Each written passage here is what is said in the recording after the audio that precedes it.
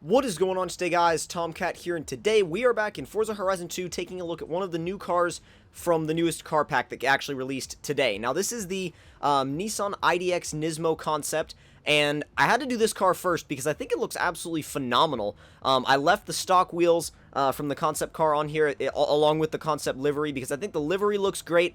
I love the look of the roof, and the wheels are pretty much my favorite part of the whole concept car in general. They look like aftermarket wheels. They look like something that would never come on any kind of from the factory car. And also the exhausts, the side exhausts look amazing. And I really hope that if Nissan does decide to produce this car, if and when it does become a reality, I really hope that they keep things like the side exhausts and the and at least something similar to these wheels, and also the flared fenders, because I think the fender flares look really good. They're definitely very similar to the likes of what you see from RWB, Rocket Bunny, Liberty Walk, kits like that.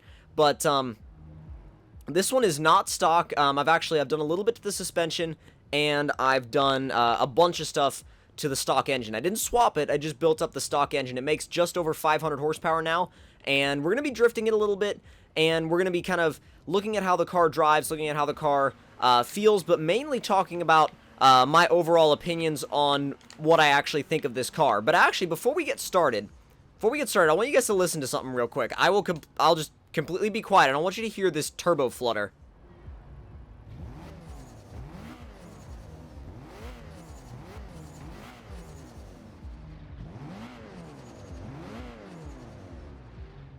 That's really dramatic. It's like one of the most dramatic turbo flutters pretty much in Horizon 2. I mean, our twin-turbo Cadillac Escalade was pretty close, but, well, no, I would say the twin-turbo Cadillac Escalade kind of beats this out a little bit on just kind of flutter noise, but that definitely comes close as far as just the pure sound of it goes.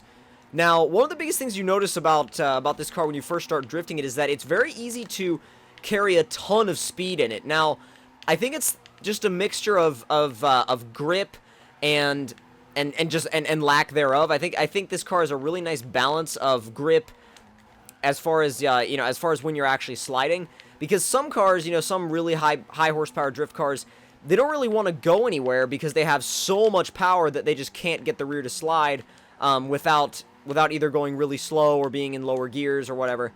And either that, or they just spin all of their power away.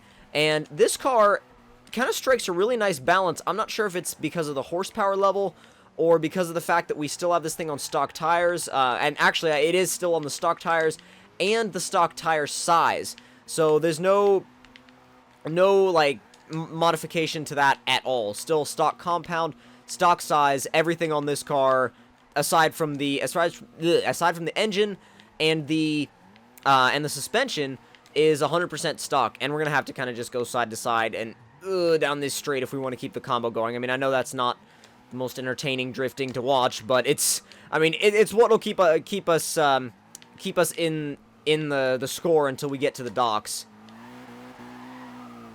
If we can get it, come on, just keep the score going. We're almost there. Now, a little bit about the car itself, the actual IDX Nismo. Now, when I saw these cars for the first time, like when I saw pictures of these cars for the first time, when they were released, I forget which auto show it was at, but it was one of the big auto shows where they revealed these cars, and it was really interesting to me because I did not think that Nissan was going to actually try to do a FRS BRZ / Miata rival. It just didn't seem like something that would be a really logical move for them since they already had the Z, which, I mean, the Z isn't quite an FRS BRZ competitor. I mean, it is, but oh god, no! Damn. Well, there went that combo. But, it didn't really seem, well, the Z isn't really a huge competitor for the FRS and BRZ. I feel like it's kind of in a different league as far as, stock performance. But if you're looking for feel and you're looking for handling, I mean, the FRS and the BRZ are going to beat a 370Z any day of the week if you're looking for feel and you're looking for handling. I mean, we're talking more about street cars here instead of autocross times. If you're looking at stuff like autocross times, yeah, the FRS and BRZ will dominate, like a 370Z if we're talking about stock, yeah, they would absolutely dominate. As long as, you know, as long as there weren't many straightaways. But a 370Z, I would say, in general, is more competition for a BRZ or FRS with forced induction on it. So we're talking turbo, supercharger, or a combination of the two. But then again, when you start getting into a combination of the two, that's when you start getting up into real high horsepower ranges, and you're not really concerned about stock Zs anymore. At all, really. And if you follow that that ridiculous twin-charged 86 build from Australia, you guys know what I'm talking about. Now, as far as this car goes, though, I feel like it's... I don't know, the engine is different. It's not... Oh, God! Oh, man.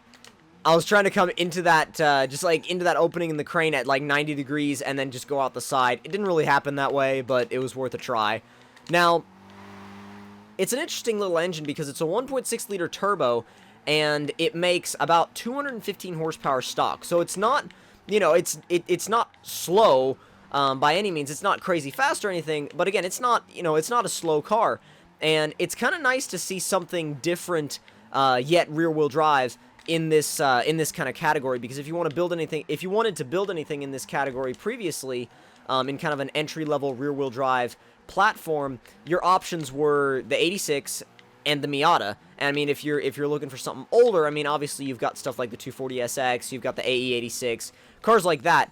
But I mean, we're talking based on new stuff, so it's definitely nice to see something new based in that area.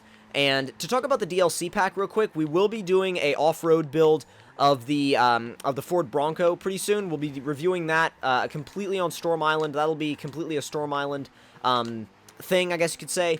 And we're going to be focusing that completely 100% on off-roading. And I may take that vehicle into multiplayer. I'm not sure yet whether or not we're going to do that. That's just kind of based on time and the scheduling that I can get with the different YouTubers that I collaborate with occasionally. I mean, we've got EK Drifter 458 that I collaborate with all the time because, honestly, whenever we make videos together, I mean, we just end up making a bunch of jokes the whole time. That and discussing somewhat factual things about cars. But, ooh, maybe? Ish, sort of. Ooh, Ebisu style bonus, nice.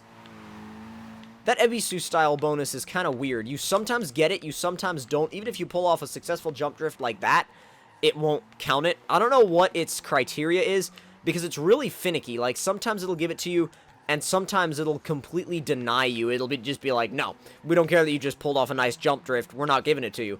So, it's a really picky bonus, and it's hard to get it right. Oh, wow, okay. Right across that gap. That was sweet.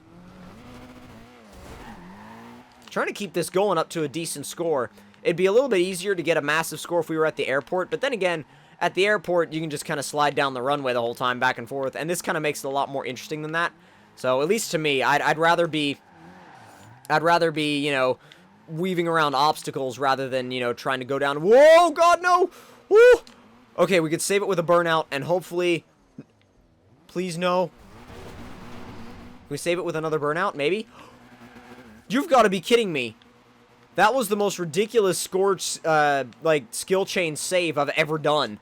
I thought we had surely lost it at that point.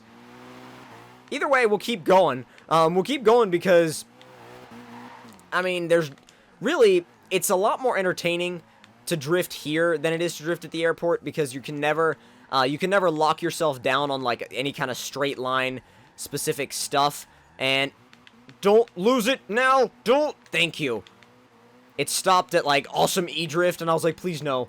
No, no, no, no, no, no, no. You can't do that. No, AI car. The AI cars are, like, the biggest thing that I get scared of whenever I'm doing any kind of score run, because it seems like when you're on any kind of high-scoring run, they seem to go after you. Like, they will chase you. They want to end that score. They want to take those points and end that score. It's almost like they're programmed to chase you down or something. It's weird.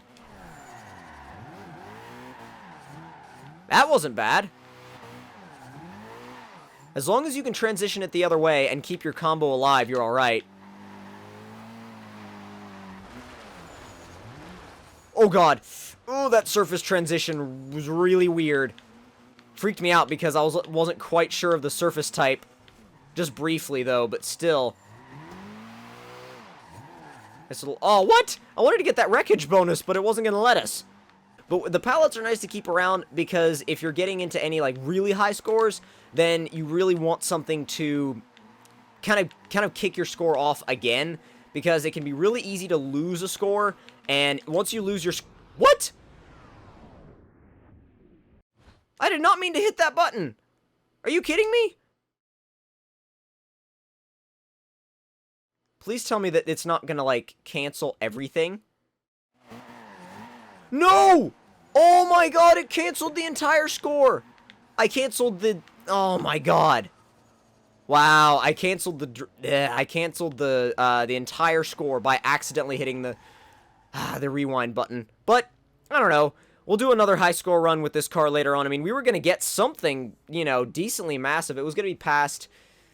Oh, I'm trying to remember the score now. It was definitely going to be past 450,000, somewhere around there at least, past 400,000, 450,000. But if you guys enjoyed this little tour of the IDX Nismo and drift run that ended with a terrible fail that was not a crash of any kind, it was just me hitting the wrong button on the controller, then don't forget to leave me a like. Tell me in the comment section down below what you guys thought of it. And if you're new to my channel, don't forget to subscribe for more, and I will see you guys in the next one. Talk to you guys later.